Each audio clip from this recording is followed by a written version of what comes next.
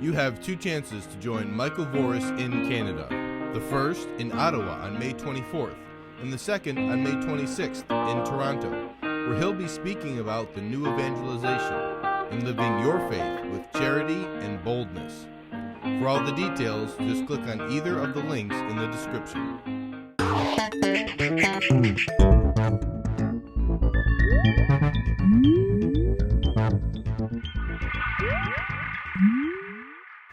Hello everyone and welcome to The Vortex, where lies and falsehoods are trapped and exposed. I'm Michael Voris. I was in South Bend, Indiana this past weekend for the graduation ceremonies at Notre Dame, owing to a friend who is one of the graduates. One of the ripping points tearing at the heart of the church in America for the past 40 years plus has been the convoluted understanding of so-called academic freedom versus teaching the truths of the faith. Because of its iconic presence, Notre Dame is the shining example of modernism run wild in the church in America, especially in academia. Unlike Protestantism that separated from the church in the 16th century and then challenged the teachings from the outside, modernism has hunkered down from within and seeks to destroy the faith from inside. But realizing that the Catholic Church was too big and vast, too rooted in so much to simply destroy, as Protestantism discovered, the modernist gangs devised a clever plan of what could plainly be called replacement theology. In replacement theology, as the name implies, you don't abandon the teachings and their vocabulary, at least not per se. You use the same words, the same institutions, the same offices, and just cleverly and clandestinely slowly transfer the underlying beliefs so that from the surface everything looks the same, but down below it's all changed. It is in short an ecclesiastical switcheroo, a theological shell game. So when you look at the church, at first it all looks the same.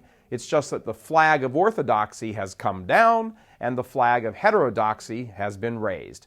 This is why Notre Dame is such a splendid case to study. In the academic world, among Catholic universities, there has been this constant tension now for decades between being a truly great liberal arts school, concentrating efforts on producing solid students, undergraduate students, educated in truth and the classics and logic and philosophy and theology.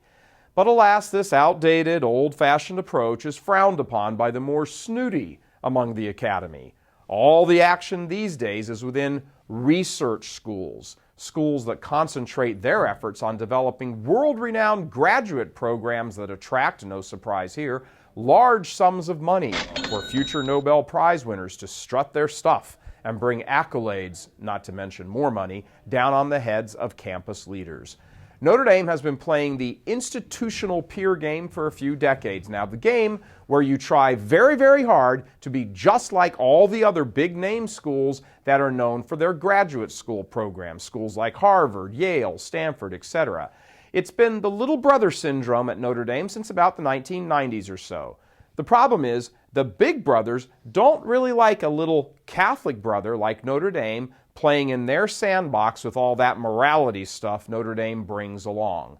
These other leading schools don't give a hoot about the morality of issues like abortion, same-sex marriage, contraception, etc.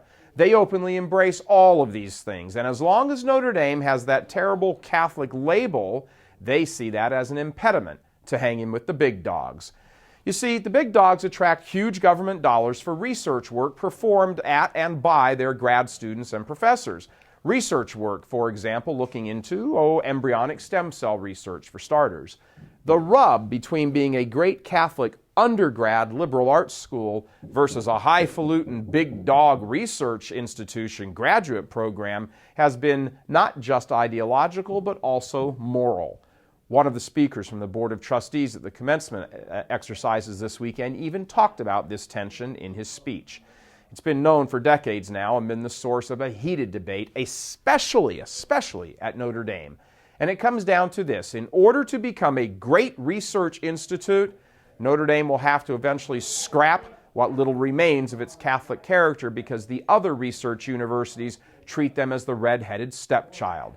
Which is why you can imagine my surprise, my shock actually, when I was strolling around campus with my graduate friend after the commencement and saw this sign hanging a few hundred feet away from the golden statue of the Mother of God atop the famed Golden Dome.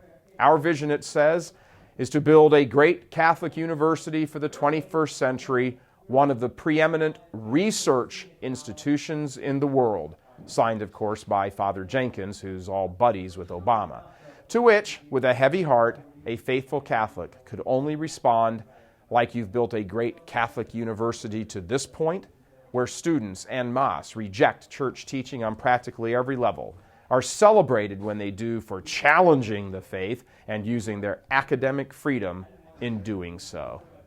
God love you. I'm Michael Voris. Become a RealCatholicTV.com premium member. It's all the news that isn't fit to print.